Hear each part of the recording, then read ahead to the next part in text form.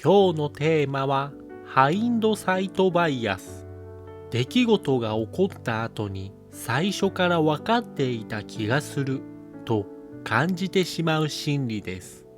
この動画ではその仕組みと日常でよくある例、そして今日からできる後知恵に惑わされない考え方を解説していきます。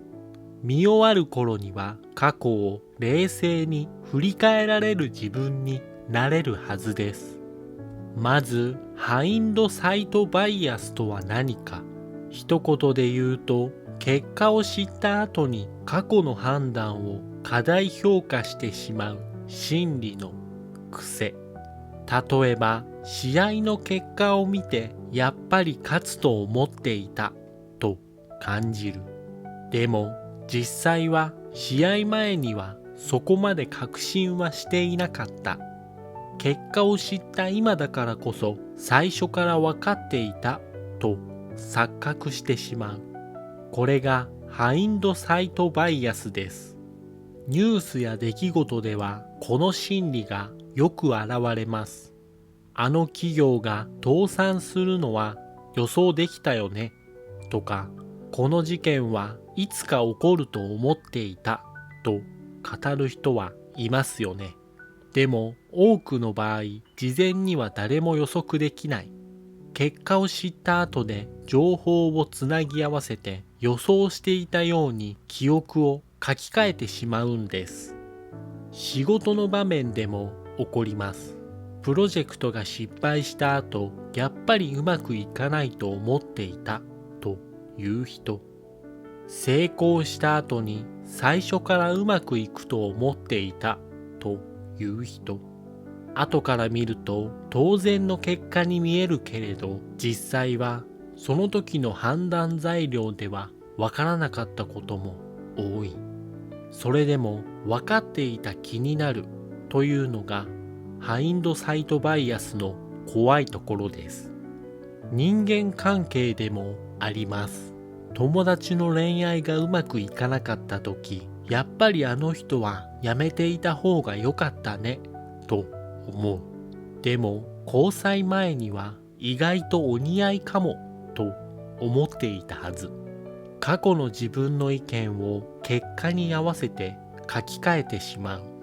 この記憶の上書きが自己理解を歪めてしまうんです。それではなぜハインドサイトバイアスが起こるのか。理由は脳が世界を理解したいから。人間の脳は出来事に意味を与えようとします。だから結果を見た後で過去の出来事を整合的なストーリーに並び替える。そうすると理解できたという安心感が得られる。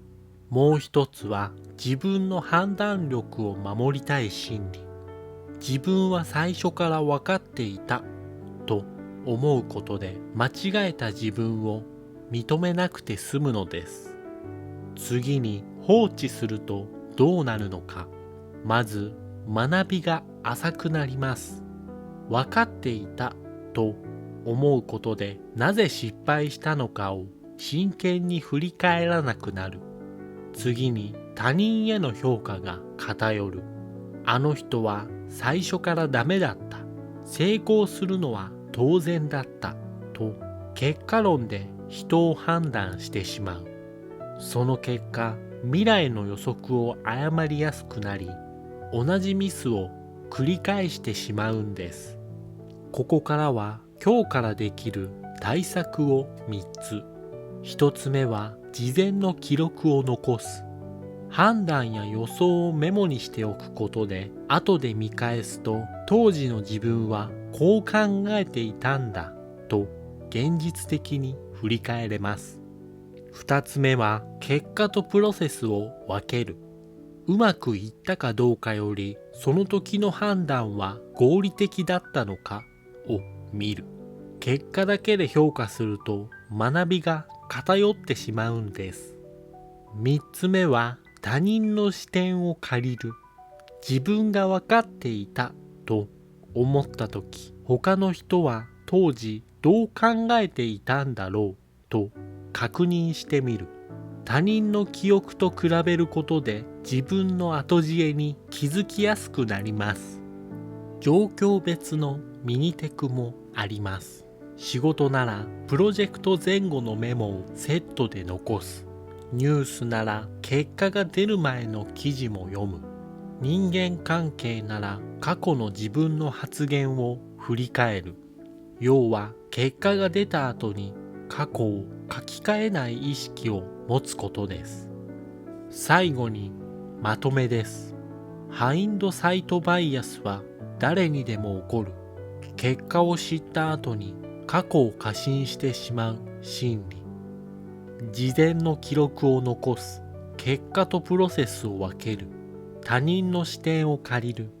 この3つを意識するだけでより正確に過去を振り返れます。まずは判断する前のメモを残すことから始めてみてください。次回は自己奉仕バイアス。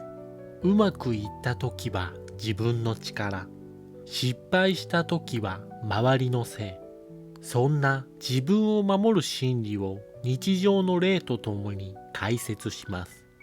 チャンネル登録と高評価、そしてコメントで気づいたことを教えてください。それではまた次の動画で。ご視聴ありがとうございました。